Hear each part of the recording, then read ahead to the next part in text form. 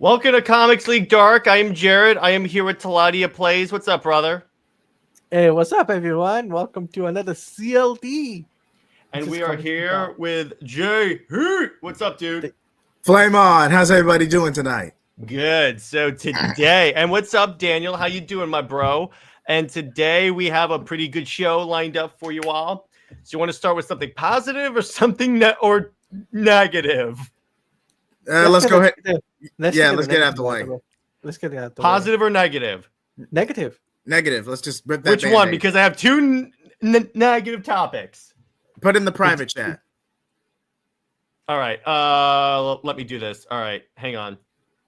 While we're waiting on that, rock paper scissors. Rock paper scissors. Here's the first one.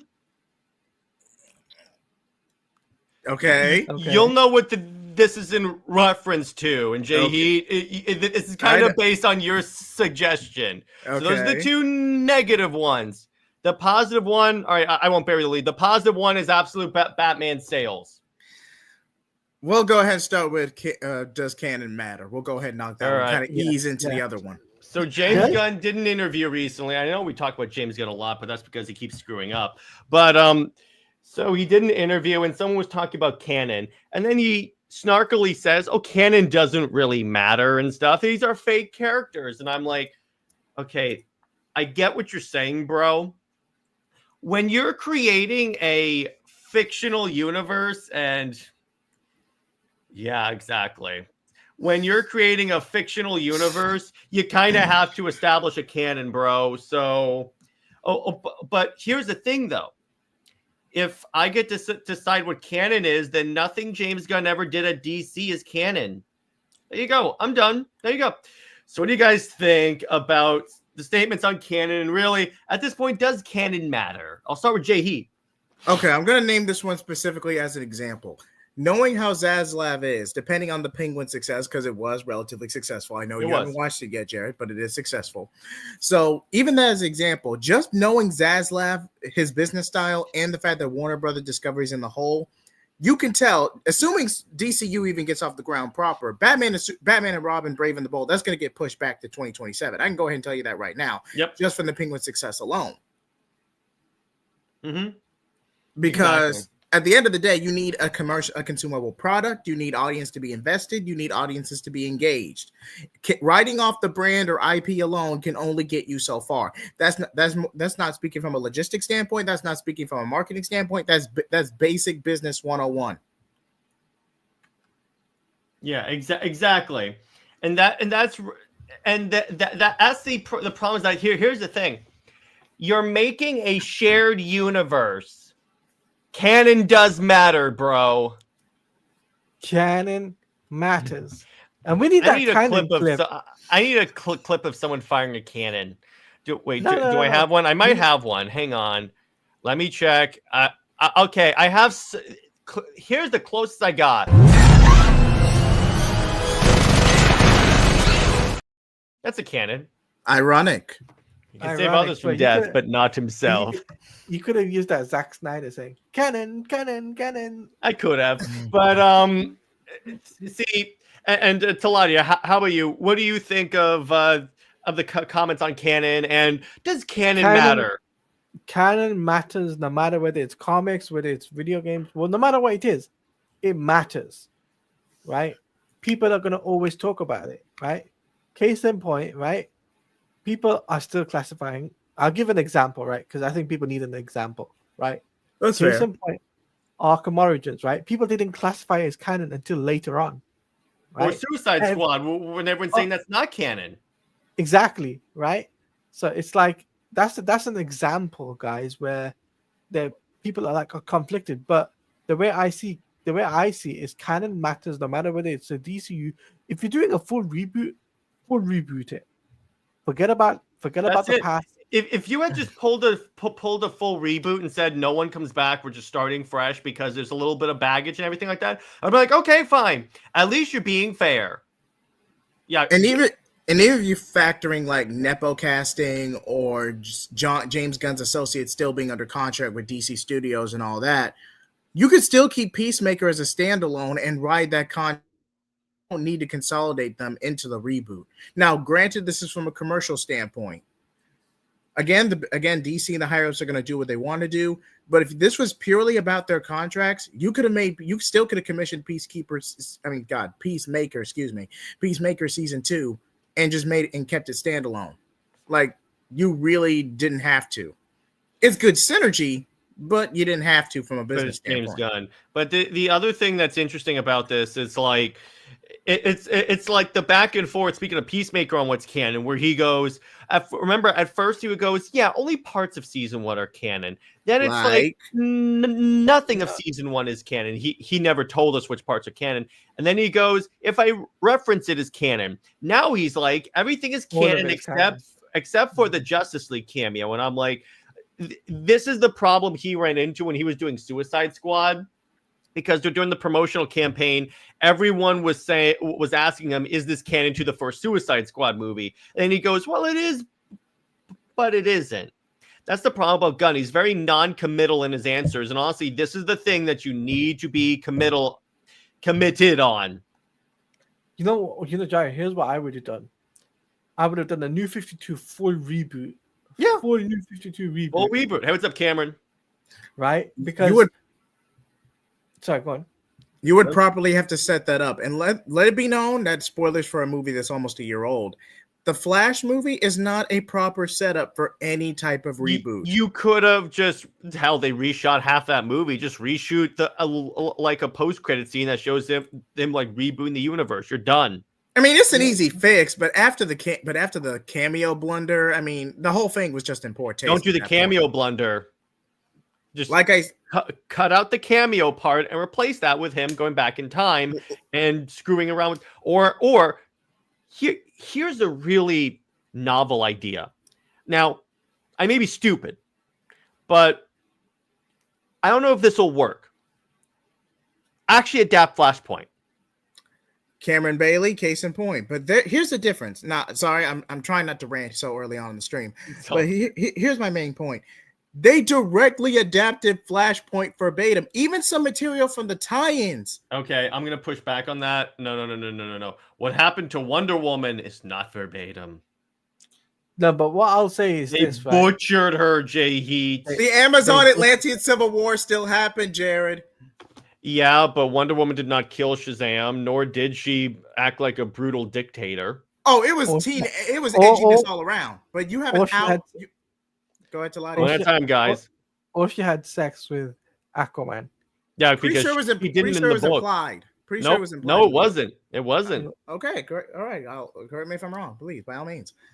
But say what you will about that. A lot of that was just because you have a 90-minute runtime, and a lot of that was filler. But the conflict still remains, whether you actually saw it happen or not.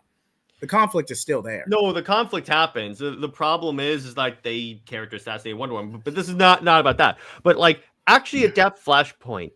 That's a novel idea, because I'm pretty sure that's the storyline known for rebooting the DC universe from square one. And Crisis. And here's the other thing. If you wanted the audience to moderately believe in the reboot that maybe happened in Flash, have the Flash come out last instead of Aquaman. Yeah. Yeah. Like, wait, is the Aquaman taking place on the new Earth? Because Momoa is still on the same Earth as Ezra. We know that. But it's like, what? What confuses me, there was supposed to be a Batman scene and never was in Aquaman. It would have set up another movie. That's why. No. I mean, it was going to be, remember, it was going to have Ben Affleck. Yeah, the cameo. Remember the cameo of Ben Affleck? Remember that, Jared? That we streamed about for like a year. Yeah, Sil talked about it on his channel. By the way, shout out to Sil Abdul. Shout out to Sil.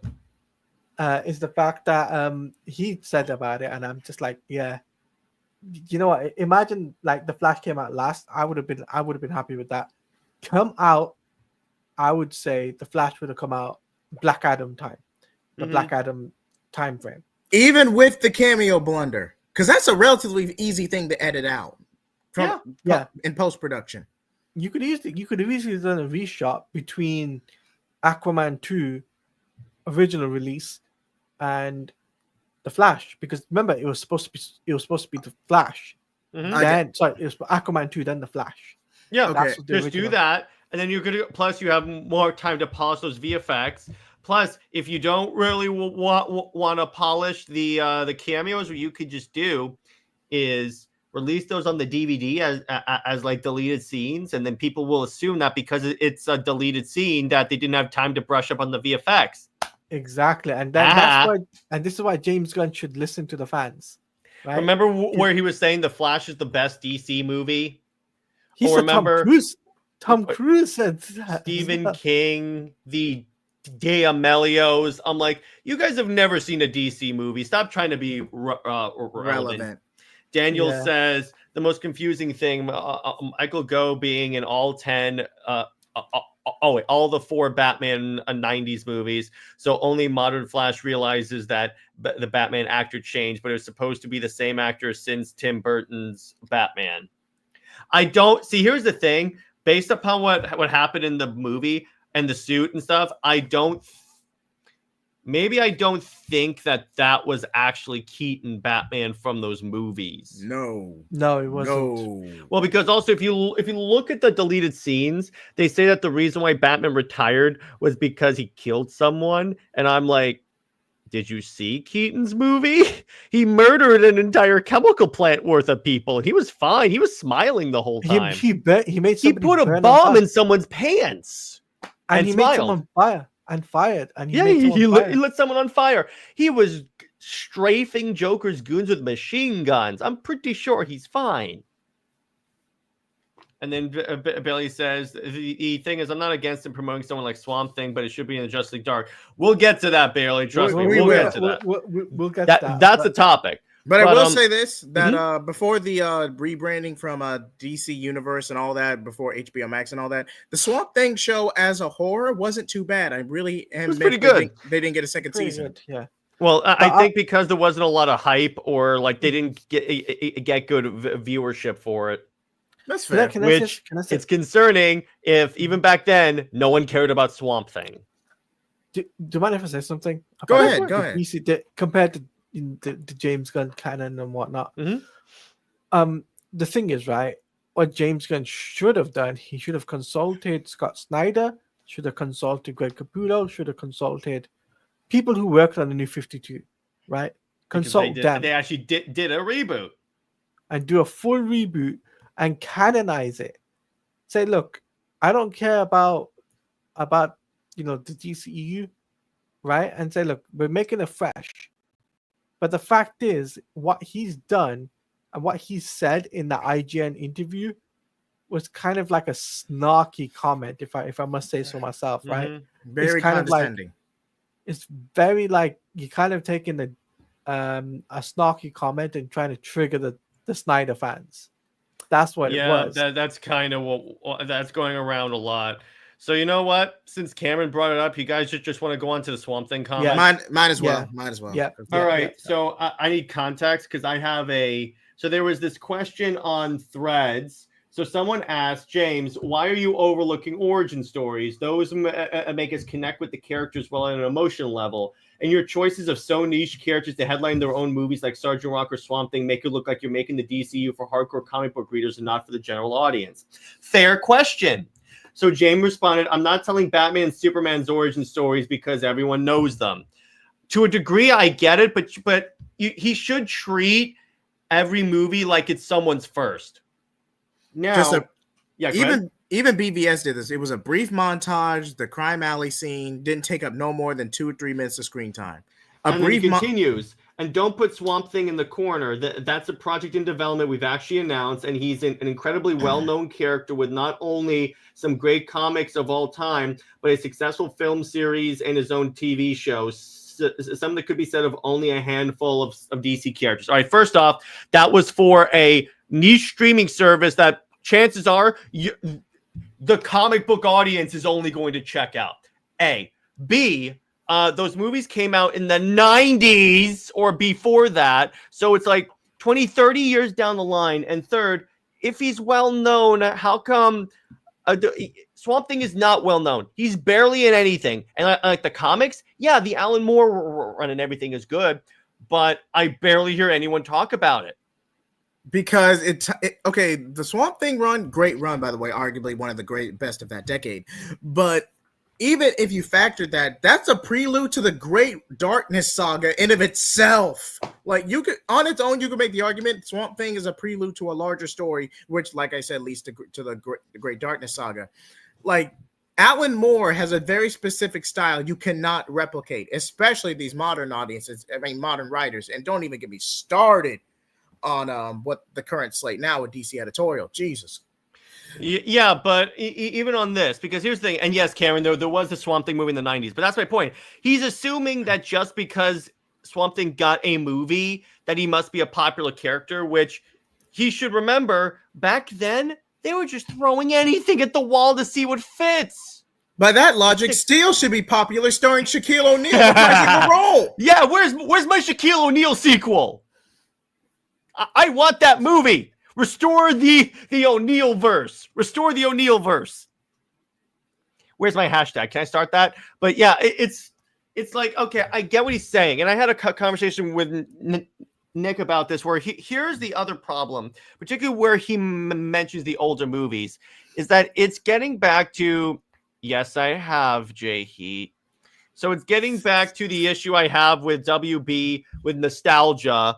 And they're going too hard into nostalgia. And the problem with that is that you're alienating the general audience. Because here's the problem. The general audience that you want to go with, like the average teenagers or like the people that go to movies. I know everyone loves Batman gear. I'm not saying that. But when you get to, like, say, Swamp Thing, general audience doesn't know who the hell Swamp Thing is. This is the same situation we were in with Blue Beetle. Because, by the way, Blue Beetle, very enjoyable movie. I very much enjoyed it. No one went to see it because guess what? No one knew who Blue Beetle was. A certain throwaway line in the marketing material notwithstanding, but still. Yeah, but the thing is, it's like they gave a movie before he was even set up, and I'm like, what the hell? Yeah, WB focuses more on nostalgia instead of thinking of what they haven't used. Yeah, isn't it kind of funny how we haven't gotten a Superman movie since 2013? But yet we got Shazam. Shazam got 2 movies. Flash got a movie. Ant-Man got 3. Yes, exactly. Not every C or D-list character needs a solo film or TV show. No, they don't. Mm-hmm. Swamp Thing. That's why ensembles exist. Because here's the thing. If they were to put him in a Justice League Dark movie, here's why that would work better. It at least has the words Justice League in it. So I guarantee you the general audience knows who the Justice League are compared to knows who Swamp Thing are.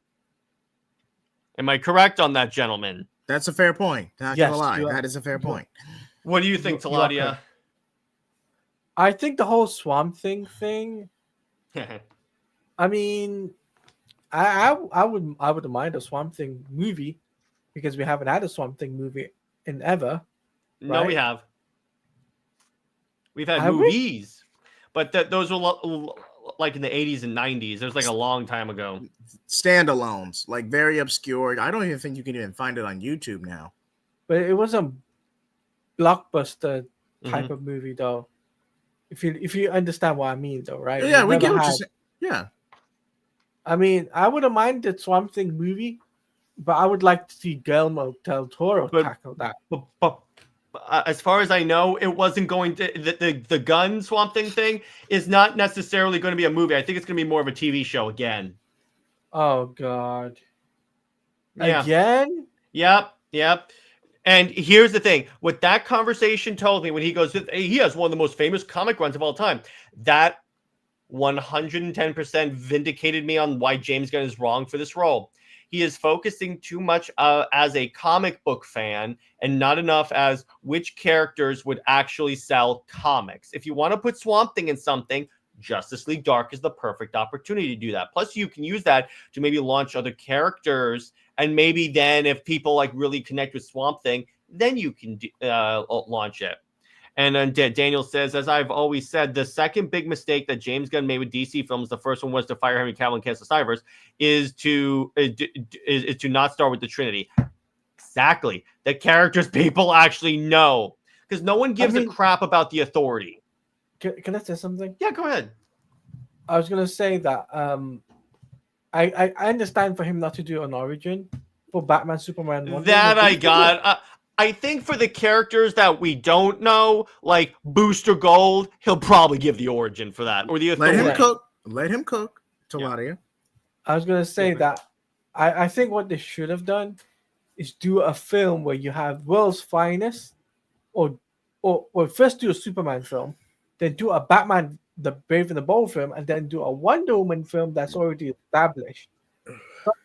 It's based on a New 52 comic, Jared, right? Mm-hmm. Which was well written. Base it on that, right? And you got yourself a winner there. Yeah, there you go. That's really all you need right there. And by the way, JHeat, we will be talking about Wonder Woman on this stream because please cancel this run, DC, please. Anyway, I looked it up, and while they actually did it, yeah, it's on Tubi, so you can watch it. That proves how significant those movies are. No, I just asked a question. Was it really that bad?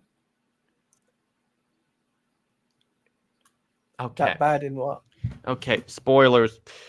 Donna Troy guts Solomon Grundy. Oh, okay. Like, Cassie Sandsmark strafes a U.S. Navy ship and then crashes the plane into the ship. All of this while Wonder Woman sits on her ass with her baby. Wait. Next, you're gonna tell me you're a floor. Oh, I don't know, robs a bank or something. Oh yes, she does that too.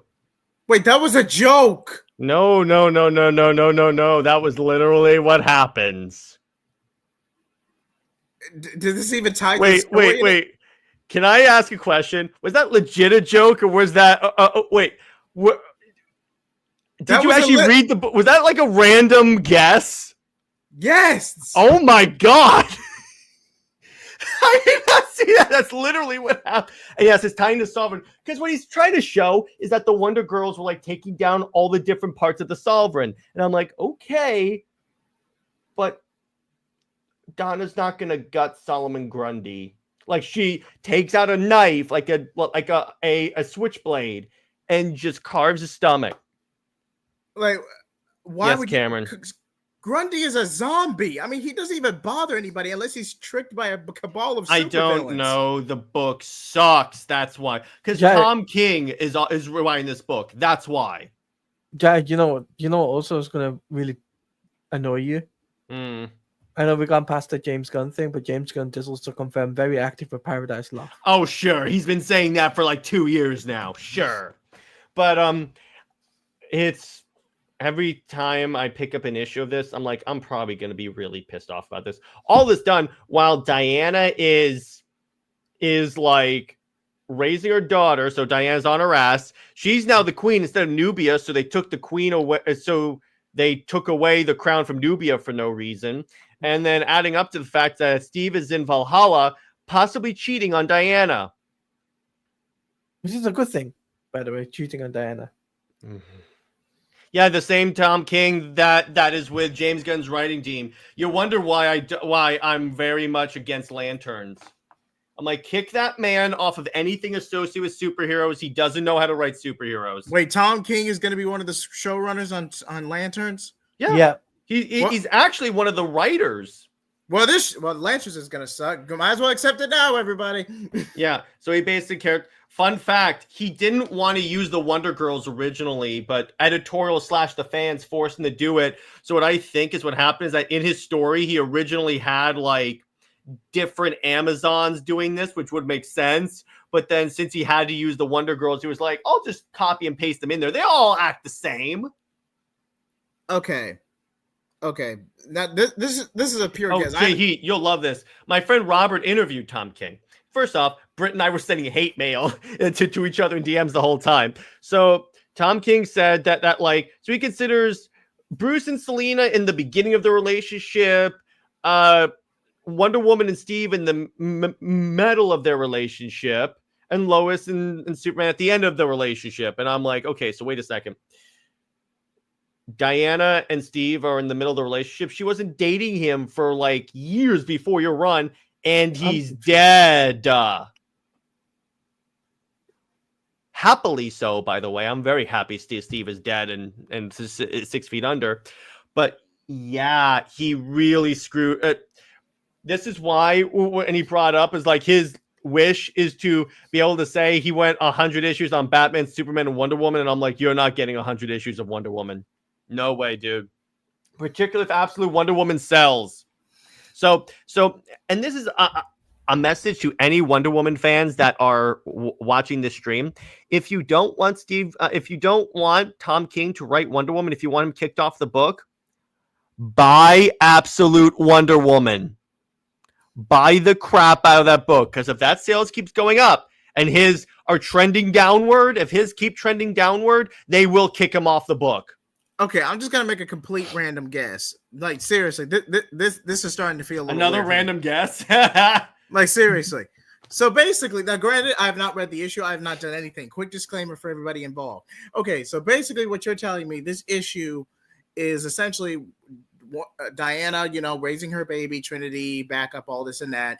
The Trinity, instead of the whole Super Sons thing, the backups were replaced by a Steve Trevor story, missing Diana while in Valhalla. Yep. And then the middle portion is literally the Wonder Girls running at pretty much. You know what this is, bro? You know what this is, JJheat? You know what this is? This is literally like, oh crap, I have to make the Wonder Girls do something. Then save them for a later issue. Like seriously, from what you're telling me, that would require Tom King to be a good writer when it comes to Wonder Woman. We all know he's not. Okay, so basically what you're telling me is the whole death of Steve Trevor, Fred of the Fates. Steve Trevor kicks off a new mini arc in the backup, and for some reason, Yarflor is robbing banks. Cassie pretty much crashes an airplane on an American Navy. Well, it's an unoccupied, fully automated warship, so she's not killing U.S. Navy sailors, but still the optics are not good. And the third one is Donna Troy, of all people, got incapacitating a mystically amped zombie for no reason at all. Yes. You nailed it, JJheat. It's almost like Tom King's writing is extremely predictable. This is even predictable. And then here's the thing. So when he was in the interview with my friend Robert, you could tell the backlash is starting to worry him, because he said, oh, don't worry. This story is the whole 19 issues. That's from the Sovereign's perspective. So the next couple of issues after 19 is going to be from Diana's perspective. And I'm like, you're not. No. This is going to be the shortest perspective ever, because my perspective, and JJheat, tell me if you think this is realistic. I think this run, so we're going into issue 19. I think this run goes, I'd say 20 to 25 issues, and then they kick him off the book. By issue 50. But at the latest issue. Now, my thing is, if he, and this is a big if Tom King in the part of like Diana's perspective goes, nothing he said was true, here's the real story, and then retcons out a lot of that BS, and somehow managed to turn it around, I say issue 50. If he doesn't, and let's be honest, when he doesn't, 20 to 25. I don't think he's going to be on that long. Okay, so I'm sorry, folks. I'm really just trying to process this more than anything. Oh, and Brit's here, so let's play her clip here. Roll the intro.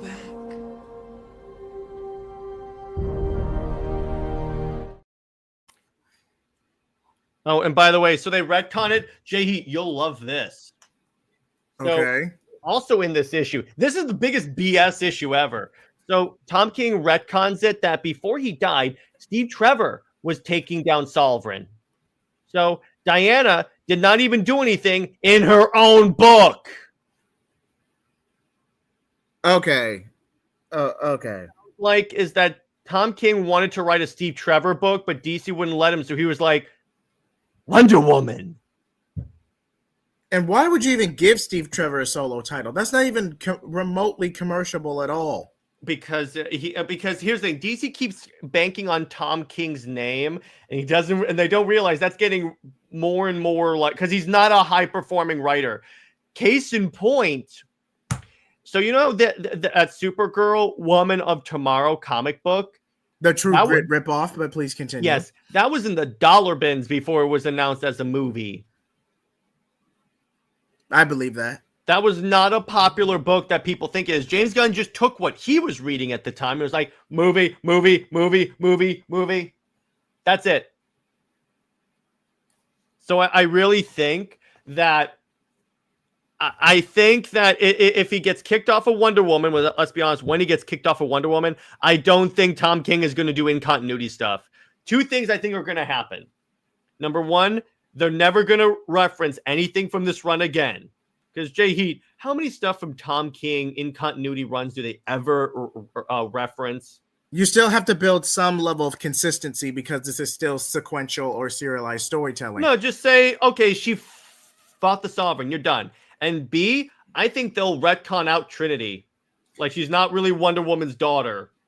I mean, if you're going to do all that, you might as well reestablish Emily back into the story. Well, they would have to. Because here's the thing, JJheat. If they kick him off the run, and let's be honest, they need to. They're going to retcon a lot of this run out because it wasn't popular with the fan base. It was, if anything, it pissed off the fan base. Oh, I agree. And JJheat, who's the face of this run? Tom King. Trinity. I'm thinking in terms of characters, because that was like the first thing that King said. I'm going to make a daughter for Wonder Woman because Batman and Superman have kids, so Wonder Woman should have a kid. I'm like, no, that is the lazy ass reason for it. Yeah, but you also have to factor the whole vitriol in social media about the whole Again, I'm not going to say it in its entirety because Tevye will go on a bloody rant in the chat. No, y'all know what I'm talking about. But all that, and that was a huge marketing ploy for at least the first 10 issues of Wonder Woman that I read before I just fell off the book. I think I left after issue 10, but that's besides the point. Lucky you. But even with all of that, more than likely this is going to be a situation where, okay, she's my daughter, I need to keep her safe, and Diana morally just gives Trinity up for adoption. That would be the safest option. So you could still keep some sequential storytelling for consistency purposes, but shelve any connective tissue from the backups or anything like that. I also still think, because here's the thing. I also think that they're never going to, because honestly, I think, because here's the thing. Again, DC will want to avoid this because the amount of, okay, I'm gonna do this. Whenever she was shown in art, the amount of abortion jokes that would be put on Twitter, like "kill that baby right now." Wait, what? Yeah, there was that. And I'm like, you're not helping the thing is, like, the entire fan base, the Wonder Woman fan base has wholly rejected Trinity or straight up hates her. So I mean, she's just a little girl. I mean, yeah, she's a little obnoxious in the backup stories, but she hasn't done anything. Remember her debut where she shows up and goes, I'm the leader of the Justice League. John and Damian, you guys weren't doing anything. Oh, to be fair, I didn't read the Trinity Special #1. I thought it was going to No, it wasn't the Trinity Special #1. It was Wonder Woman 800. Oh, yeah. So she didn't have a good debut. So what I honestly think DC's going to do is tell the next writer, do never reference Trinity again. So what they'll probably do, they'll find some way to get rid of her. Maybe she'll end up being Emily's daughter because Tom King did say there's a lot of red herrings. And trust me, going that would be the safest option. That would be the safest option. Yeah, just make it so it's Emily's kid, even though Tom King basically said, oh, yeah, the plan was always to have her to be Steve and Diana's kid. I'm like, really? No. Really? No. No. Like, he said the Emily thing was a red herring, and I'm like, see, here's the problem with Tom King. He writes too many books, like they're 100 issue, like he's guaranteed to get 100 issues, and you can't write these stories decompressed anymore. You really can't. You're not Jonathan Hickman, and you're not Alan Moore. Stop acting like that. That aside, I will say this. Say what you will about Future State, 5G, all this and that.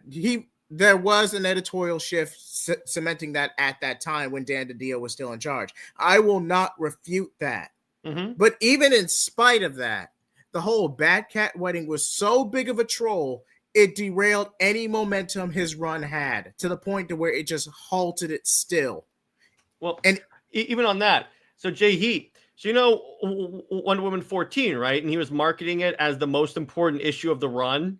Yeah, and Steve Trevor only gets a couple of panels. Like well, not Taylor... only did it flop, it got massive backlash because they made the clay origin of Diana about a man, and it's the only issue of the run so far to not get a second printing.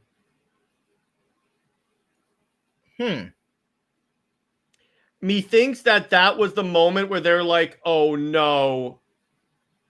Oh no. Oh no. Oh yeah. Yeah. That's us. We're like, oh yeah. We're sitting there burning issues of Tom King's Wonder Woman. Can I say something real quick? Yeah, go ahead. Sure, go ahead. Tom King makes me yawn because the amount of times he bores me is because of the amount of nonsense he comes out of his book. And it makes me fall asleep. And his dialogue is so bloody pretentious. Like, I'm seriously, it's just word salad for pages on end. And here's the thing, because it's from the Sovereign's like perspective where he's narrating, we have not gotten any like of Diana's inner thoughts throughout this entire story. Not once. Because it's all the Sovereign telling the story. And I'm like, shut up, you idiot. Yeah, he was intending for... the other thing I'm sure is not going to happen, I don't think anyone's going to reference Sovereign anymore. AKA, they're essentially not going to... the Sovereign is not going to become Wonder Woman's Joker like he said he was. And I'm like, no, they're never going to reference this character again. Like, how is this guy even a villain? Like, outside of, political influence, the lasso of deception, he's a frail and bitter old man. He's hardly a threat to anyone. And how has Batman never heard of this guy? At least Batman. Now, if you're trying to make this some kind of like large cabal or Court of Owls situation, that's one thing. At least you're not trying to tie it all to one guy or one mastermind. But this is just... Also, here's the issue here. So Trinity, so the Sovereign is telling the story to Trinity. Here's the interesting thing. You notice how like Trinity didn't know who her father was. So I'm like, if this was your plan the entire time, if Diana and Trinity, actually, Britt summarized it perfectly. And Britt, if you're still in the chat, please put in that argument. The idea is that there's a logical inconsistency here that if it was supposed to be like, if that was the plan to always have Steve be the father and Diana and Trinity were supposed to have like a good relationship, why doesn't she know who Steve is? I feel like now this is just my personal opinion on this but it feels like that Trinity was going to be Emily's daughter and Diana takes her in originally. But I don't know if there was a shift in editorial or someone or the higher ups just wanted to shelve Steve Trevor altogether. Not going to lie, I wouldn't blame them. But this just feels like a what massive... What does that have to do with Steve Trevor, though? All I'm saying is editorial stepped in since they still have to approve these scripts for comics at the end of the day. And it just led to a massive tone shift. And then factored that with absolute power, Tom King just wasn't able to cement a proper transition in the tone. Because now you have a logical fallacy, like you mentioned, a complete whiplash in overall tone, and then obnoxious dialogue that you only get a reprieve from in a filler issue on Batman's birthday in issue 7. Mm-hmm. Nothing happened. Nothing literally happened this one. She's on the run and she visits a cancer patient, potentially pointing the government / people trying to hunt her towards the cancer patient. Are you stupid? The answer is yes, but okay. And Diana, so far, hasn't really reacted that much to her Amazon ancestors being murdered. Mm-hmm. Oh, by the way, JJheat, they referenced Amazon's attack in this run. I mean, you kind of have to justify Diana. Oh, I don't know, stealing Steve Trevor's memorial flag and crying with it in her arms. Mm-hmm. So question. Yeah. Who do we know who's going to be the next writer on the Wonder Woman book? No, because as of yet he hasn't gotten kicked off. Oh, by the way, so Britt said, Sovereign said this is a sad story and to take revenge on Diana, he will tell her who her father is. If Diana is so in love with Steve and wants to honor him so much, Trinity should have known who Steve was. but that would require Tom King to be a competent comic book writer. And how would it be? I'm sorry, Britt, please explain it. How would this? I know this was probably said in the dialogue in issue 800. I'm sorry if I missed that, folks. But how would this be considered a sad story? I mean, Wonder Woman and Steve Trevor. Yeah, they're not the best pairing in the world, but they're stayed on couple. Notwithstanding. But they usually, for the most part, stay on relatively decent terms. How would Trinity not know who her father is? Exactly. Now, if Trinity was Emily's daughter and Diana took her in after the fact, then yeah, that's a little different. But I just don't see the argument here. There is no logical consistency in this run. There's absolutely none. There's no consistency with Tom King. But you know, I would like to see someone that is a positive for Wonder Woman. Like Kelly Thompson, absolute Wonder Woman. Like Kelly Thompson. I don't know how you feel about Gail Simone. No. I mean, she has done some good work in the past. You can't take that from her. Not on Wonder Woman, no. Because then we'll get Tom Tresser / Nemesis coming back and being a love interest. No, I wouldn't want her on Wonder Woman, but I would like to see Gail Simone on Trinity. Nope, they're not going to have Trinity come back as a character. Guarantee it. The only way you could salvage Trinity as a character is if you do out of continuity Super Son stories. Likely what they'll do for Trinity is they could still like have her. Main continuity Diana won't have a daughter anymore. And they'll save Trinity for like young adult books and maybe like like JJheat said, an occasional Elseworlds book with the Sons. That's it. But in main continuity, Diana won't have a kid. That's it. That's the way I would play it. Oh, Trinity also said her father is unmissed, as if she doesn't even care. Yeah. So that's the problem. So let's talk about some positive stuff right now. We've talked about some. Let's get some positive. Transition. Absolute Batman is over 400,000. So Batman. Absolute Batman is the #1 comic for the entire year. Entire year, JJheat. It's the best-selling book. 400,000 copies. Units. Yes. Now, this is interesting because Absolute Universe seems to have some major legs and people are excited about it. Again, I always say, I'm going to reiterate this again. If you want Tom King off Wonder Woman, buy the crap out of Absolute Wonder Woman. Because JJheat, yes, it does include Marvel sales. So it outsold Marvel. Marvel's been on a steady decline for the past 7 years. I mean, I think we can all admit that at this point. The way it was expressed to me is that it was the highest selling comic of the entire year, bar none. Yes, in terms of sales. Sales. I mean, 400,000. I haven't seen 400,000 on the title literally since the early 2010s. Like, if I'm being honest, I don't even think I've seen 150,000 units. And here's the thing. Here's how you know Absolute Wonder Woman has legs. The month it launched, it was in the #2 spot. It was only in the #2 spot because Absolute Batman had launched. So of course, a Bat title is going to be #1. But #2, that's very interesting there. Which I'm thinking. And by the way, at my LCS, there was barely any Absolute Wonder Woman books, but there was like a stack of Tom King Wonder Woman books going back months. Like you could just get the entire run off the clearance bin. Not the entire run, but I could probably get the past 3 months. And Daniel, no, they're not going to do multiple copies. They're not going to do Green Lantern yet. Now, Taladio, if I remember from the solicitation, I did never see from the February solicitation. Excuse me. I don't think the new creative team for Wonder Woman was announced yet. I think because they haven't kicked Tom King off the book yet. I'm saying if Wonder Woman keeps selling well and his run keeps tanking, which it is, they're gonna kick him off. Yeah, okay. I give him till next summer, and that's best case scenario. Yeah, so 25 to 30 is where I'm putting. Where I'm making a Jared prediction: 25 to 30 issues. Sayonara.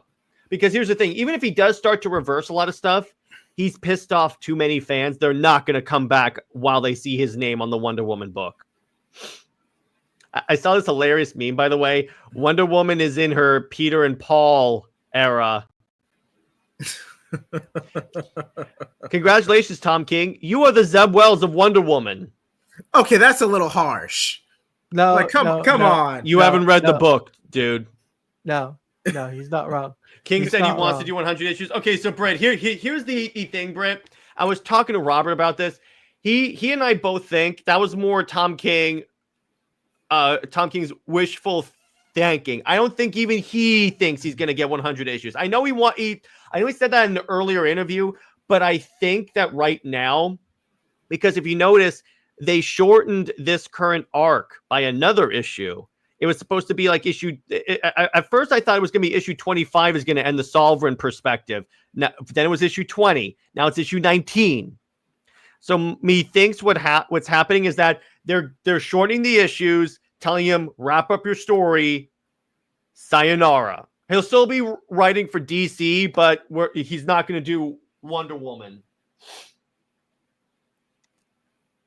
So that's what I think. I think that was more wishful thinking. And by the way, more on that on Monday, because Britt and I will be talking in depth about that interview. It'll be really fun.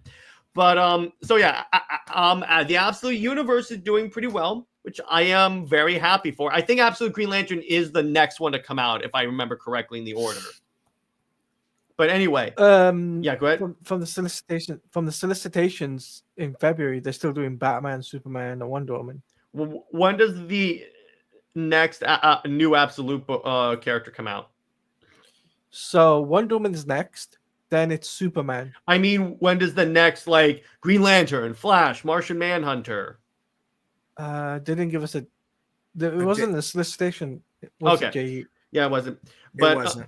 Okay, but the point is we are gonna get more characters, and I would think we would get an Absolute Justice League at one point. But yeah, this run has been pretty good. Superman's the one that some people have some issues with. It's Jason Aaron, so that's no surprise. But in terms of particularly Batman and Wonder Woman, people seem to be really latching onto it. So you know what? I'm actually pretty happy. So let's go to a little Q&A segment, unless you guys have anything you want to say about Absolute Batman. All I can say is a really good read. As I covered it on my channel, we covered it in Slightly Fans Read Comics. It was really interesting, the first two issues. And there's a bat tank in the book. Yeah, we see the Batmobile. This isn't a car. You're standing in it. Yeah, so there you go. JJheat, any thoughts final thoughts on Absolute Batman? Now, Absolute Batman, again, it's decent for what it is. I want to read more of the story before I make a final decision on it, at least get through the first volume.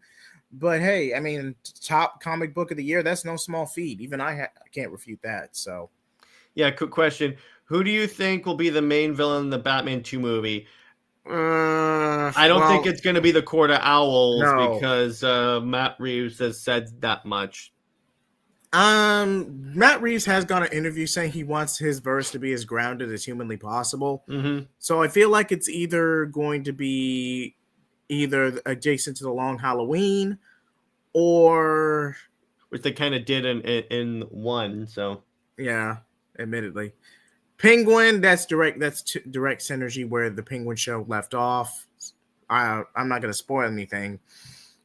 If I had to stretch it, it would be Mr. Freeze. He at least has the most compelling story to adapt. And you could do Freeze thing and ground it. So I could see that. It wouldn't be too hard to do is what I'm trying to say. Yeah. So Q&A. Let's do this. So right. What other questions do you guys have for us that include DC, Absolute, Tom King's crappy run? What else do you guys want to know about? If you want gaming, you can always ask me questions on gaming. Yeah, go ahead. Anything about gaming? Let's go. Let's go, people. Okay, so Cameron says, so I was reading New Krypton, and I was wondering if DC could they make Kandor Kryptonians work? It would kind of be like Genosha. Oh, you mean they're in the bottle city, and just Superman puts them on a different planet, so they have a home. That's something. See, that's what always irked me in certain stories. Take example, Man of Steel, where they try to terraform Earth. Why not take Mars or Venus? At least then those planets would actually be hospitable. Because they wanted to take a planet that was already it was already on the way.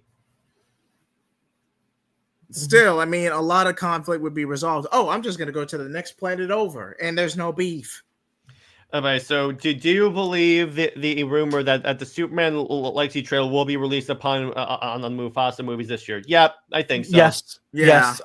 I predicted this on my channel. I made a YouTube short. Yep, I was wrong, so I'll admit that. I literally said that in one of my YouTube shows that the Superman trailer will be put in front of a blockbuster film. Mufasa is that blockbuster film. Is it though? Is it though? Think about it. Disney. Think about it. It's Disney.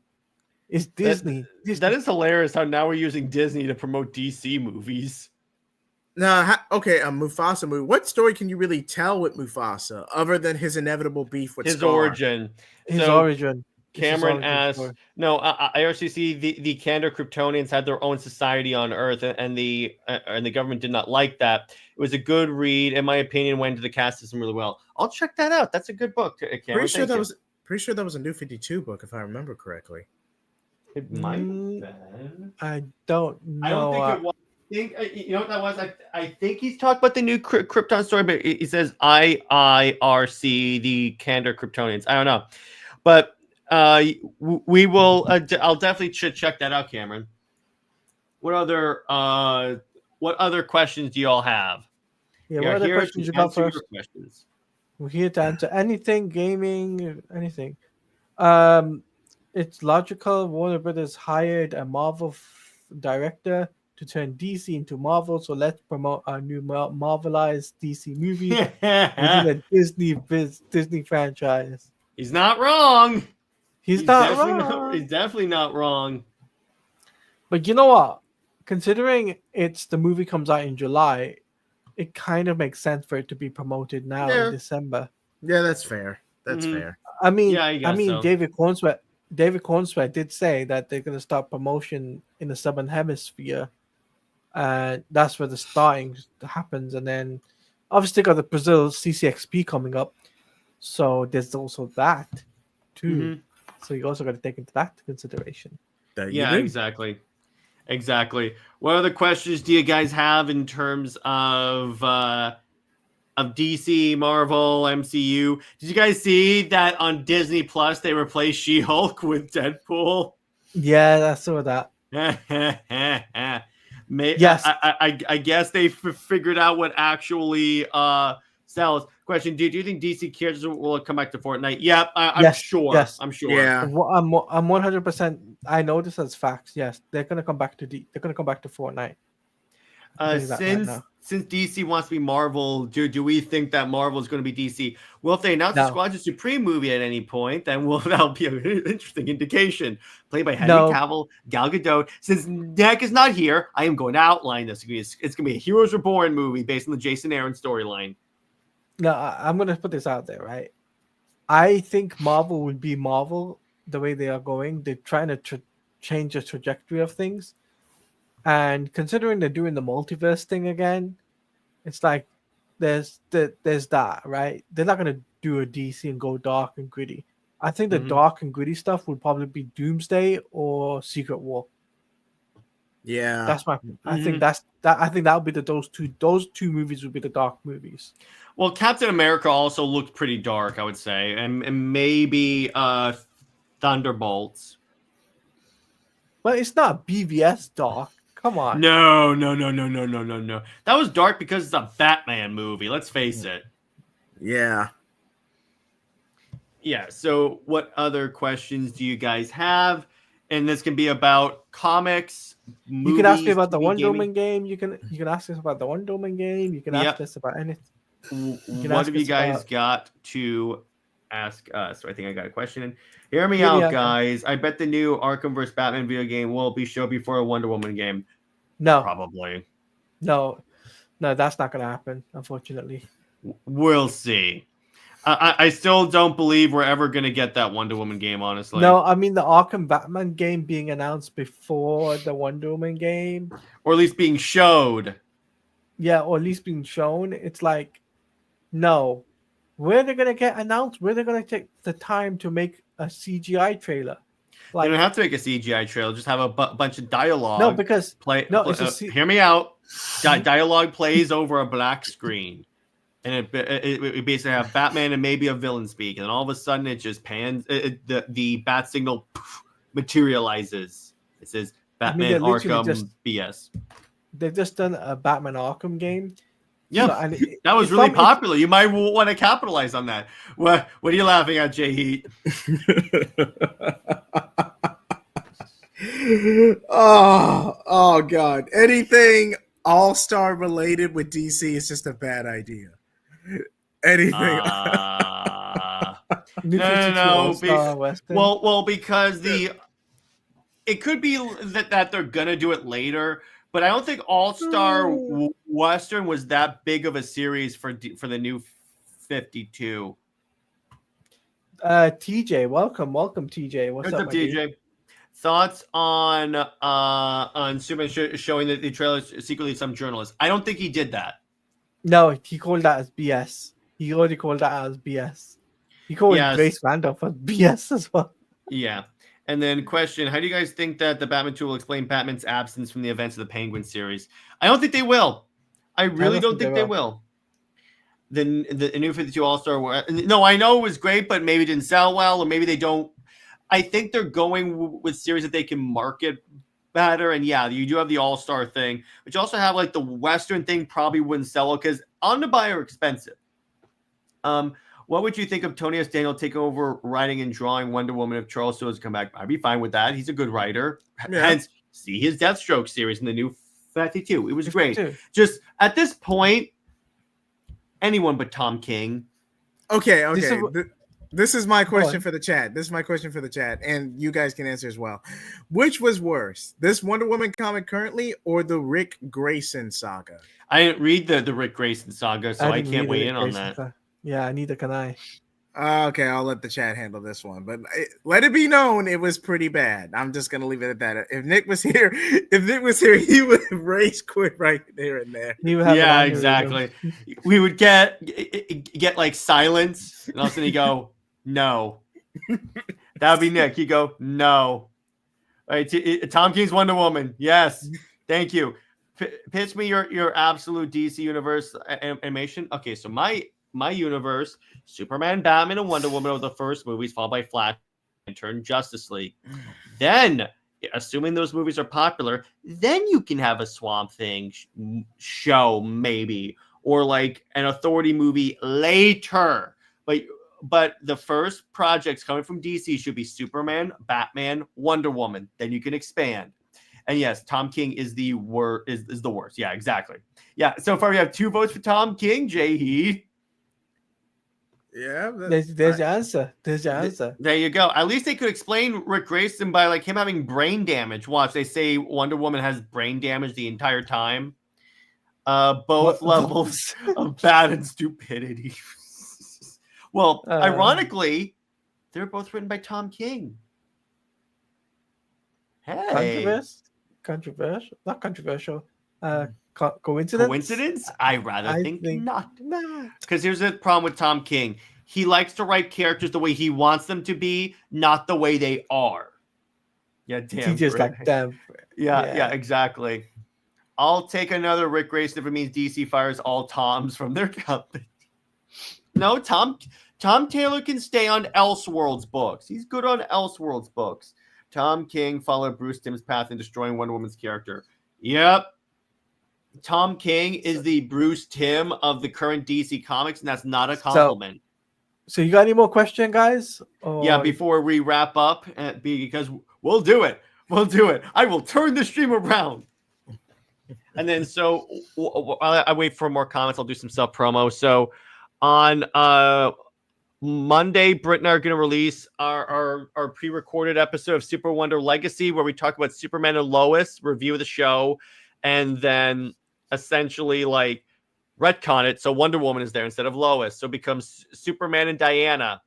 So then Wednesday's video, I haven't really gotten a thing on right now, but a question. How would you do the deceased universe? I think that they did a good job with it, honestly. Yeah. Yeah. For what it is. And then one thing I do want to have fun is that I submitted my first comic to CGC. It's Wonder Woman 800 to be signed by Gal Gadot. Best and of get luck. Slabbed. So it's already slabbed. Now Tom Taylor can go Lois Lane president in every story he writes. Oh yeah, he goes. Wait. He did that in Deceased because somehow she became the president of Earth. Are you guys going to read Justice Unlimited? I will. I'll give it a shot. I'll give it a shot. Please make a video discussing it. We did that. See, here's the thing. JLA Act of God is not big enough for a Super Wonder episode. We talked about it, though, in a few of the episodes. And, Daniel, I'll DM you the episodes that Britt and I used to talk about Act of God. So we did discuss the story, but it's not because a topic that Britt and I do is ones that we can talk about for like 2.5 to 3 hours, essentially. We can't do that for JLA Act of God. If I remember correctly, these guys are trying to break the record of 4 hours. Just saying. Yeah, we're trying to go on, JJheat. If I remember correctly, a lot of JLU's Cadmus was actually based on Act of God, or at least a good portion of it, if I remember correctly. Oh God. But by the way, have you guys seen the Batman Beyond fan film? I haven't yet. I need to. I have, and yeah, the guy who played the lead in Super Ninjas is actually a decent Terry McGinnis. I'm not gonna spoil it. That's just all I'm gonna say. He was also Beast Boy in Titans. I'm sorry, I have no idea. What is this Titans show you speak of? Oh, it was really simple. See, it was essentially a Titan show that started off on DC Universe. They had Deathstroke. They had Red Hood in that. I can see that JJheat is slowly seething inwardly, almost like when I said Amazon's Attack. Okay. Well, how would that even impact me? Marvel, man, Marvel.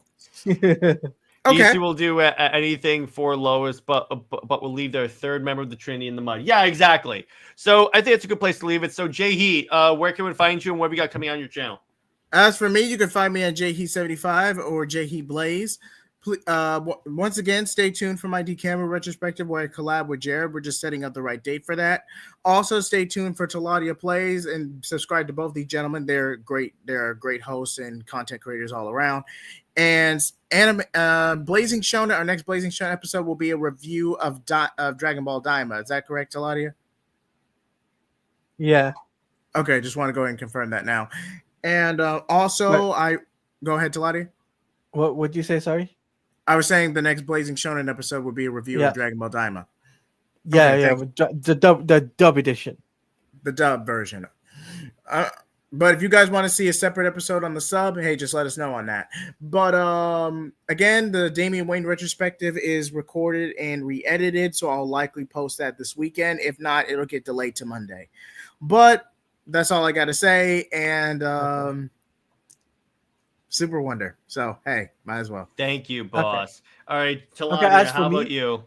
As for me, guys, we'll be doing another stream tomorrow, and I'll be doing it on Twitch for Hogwarts Legacy.